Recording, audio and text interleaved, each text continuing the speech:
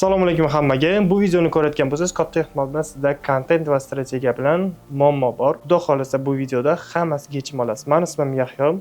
Shaxsiy brendni aynan daromadga olib boruvchi shaxsiy brend qurish bilan shug'ullanaman. Bu videodan nimalar olasiz? 3 ta narsa. Birinchisi, nimaga biz Instagram Reels'ga bog'lanib qolyapmiz va buni bizga qanday zarari bor? Ikkinchisi, strategiyasiz harakatlanish nima uchun bizni minusimizga ishlaydi? Uchinchisi, kontentdagi 5 ta qadam. Birinchidan boshlaydigan bo'lsak, hozir hammada Reels'ga bo'lgan e'tibor katta bo'lib ketgan oxirgi paytda, imno O'zbekistonda hamma Reels'ga bog'lanib qolgan.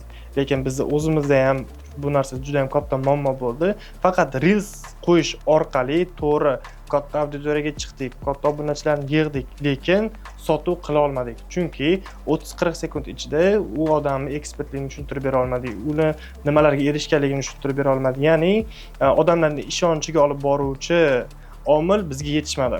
Aynan shu uchun biz o'sha YouTube platformasini qo'shishni boshladik. Nimaga aynan YouTube? Bu yoqda uzun YouTube bilasizlar, uzun videolar platformasi hisoblanadi. Bu yoqdan odamlar to'liq ekspertligiga ishonch hosil qilib sotuvgacha progressni zo'r olib borib beradigan YouTube bo'ladi. Shu uchun aynan YouTube'ni qo'shdik. To'g'ri, TikTok, Instagram, YouTube Shorts bu qisqa formatdagi videolar katta axlatga chiqib bera oladi, lekin bular hech qachon sota olmaydi. Sotishi mumkin qanaqadir mahsulotlar, buyumlar bo'ladigan bo'lsa, bu bo'lishi mumkin, lekin uslugaga keladigan bo'lsak, bu juda qiyin masala bo'lib qoladi. Uslugani o'sha aytib o'tganimdek uzun videolar bilan ekspertlikni ochish natijasida sotish mumkin. Tak что agar siz usluga sotayotgan bo'lsangiz, faqat Instagram Reels'ga bog'lanib qolmang. Ikkinchisi, hop, strategiyasiz harakatlanish bu bizga qanday minuslarimizga ishlaydi? O'zi strategiya nima degani? Ko'pchilik kontent plan bilan strategiyani farqiga bormaydi. Strategiya, misol uchun, men bir oy ichida 10 mingta auditoriya yig'aman va bularning 1%, ya'ni 100 tasi o'zimga potensial mijoz qilib olaman. Ya'ni bu onlayn, offlayn bo'lishi mumkin, o'zingizning xizmat turingizga qarab. Lekin bu mana shu strategiya. Endi bu strategiya hali to'liq bo'lmadi.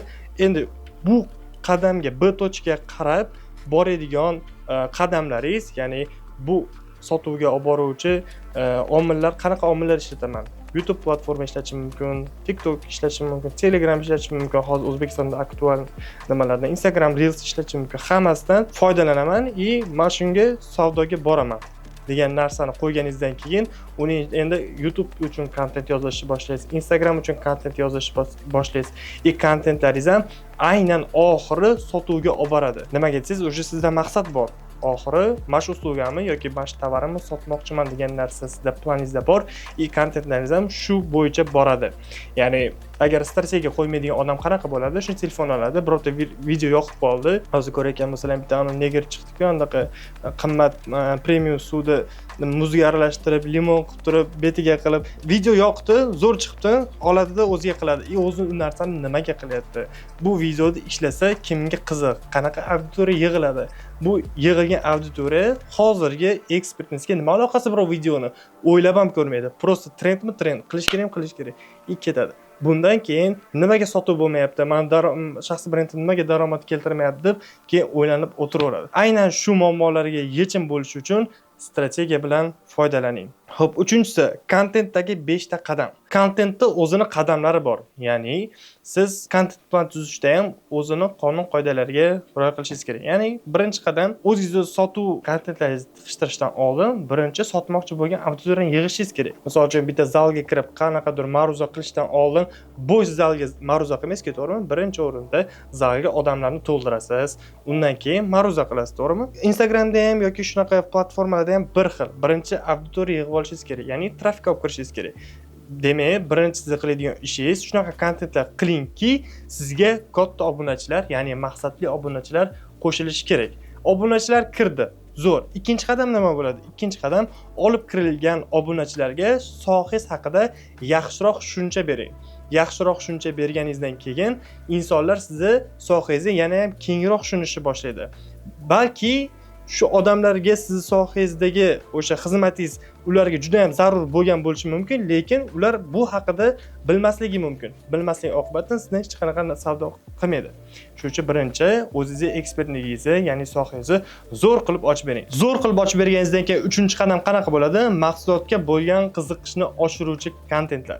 Ya'ni, xo'p, sizning mahsulotingiz yoki uslugingiz bor, o'shini atrofida o'ynaydigan kontentlar qiling. Shunaqa kontentlar qiling, o'zingiz yig'gan auditoriyangiz sizni mahsulot yoki xizmatingizga katta qiziqish paydo bo'lishi kerak. Xo'p, katta qiziqish paydo bo'lgandan keyin sraz sotasizmi? Yo'q. Defitsit qiling, jicha ushlang. Uje mana keyingi qadam mana haqida bo'ladi. Mahsulotni sotuvini ta'minlovchi kontent. Ya'ni qiziqtirganingizdan keyin uje sotuvga olib boruvchi kontentlar qilsangiz bo'ladi. Aynan shu ketma-ketlikda siz o'z kontentingizni planini qiladigan bo'lsangiz, sizning sotuvlaringiz aniq 100% zo'r natijalar bilan tugaydi. Bu video sizga foydali bo'lgan bo'lsa, men xursandman. Xo'p, kanalimizni endi ochilganini ko'rib turishingiz mumkin. 3-4 ta odam turibdi. Agar sizga bu video foydali bo'lgan bo'lsa, obuna bo'lib qo'ying. Ko'plab sizga foydali videolar chiqadi agar shaxsiy brendingizni yurgizayotgan bo'lsangiz. Xo'sh, men sizga videoni oxirigacha ko'rganingiz uchun tabriklayman va aynan siz uchun agar shaxsiy brendingizni yurgizayotgan bo'lsangiz, birga bir konsultatsiya qilamiz. Ya'ni bu konsultatsiyada biz ikkalamiz полный noldan strategiya tuzib chiqamiz. Ya'ni sizni bozoringizni aniqlaymiz, sizni konkurentlaringizni aniqlaymiz, ulardan ustun tomonlaringizni aniqlaymiz va bu bo'yicha kontent planni ham birgalikda tuzib chiqamiz. Bu narsani men shu kommentariyaga, shu video kommentariyasiga anketa qoldiraman. Anketani to'ldiringlar. To'ldirganlar orasidan atiga 5 ta odamga ushbu konsultatsiyani o'tib beraman. Va bunda, misol uchun, bu bozorda bu xizmatimiz $500 turadi. Aynan 5 ta odam buni mutlaqo tekinga yutib olishi mumkin. Shuning uchun hozirroq kommentariyada qo'yib qo'yganmiz. Anketani to'ldiringlar va biz siz bilan bog'lanamiz. Rahmat.